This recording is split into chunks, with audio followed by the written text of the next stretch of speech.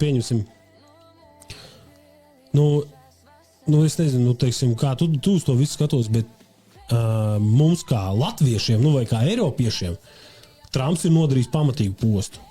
Ja? Restīvi, es nezinu, neņemos ņemt, kāds viņš ir prezidents amerikāņiem.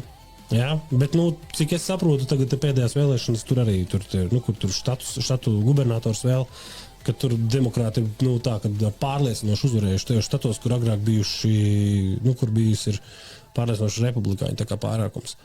Tā kā, tur tas sentiments arī noteikti ir pamainījies.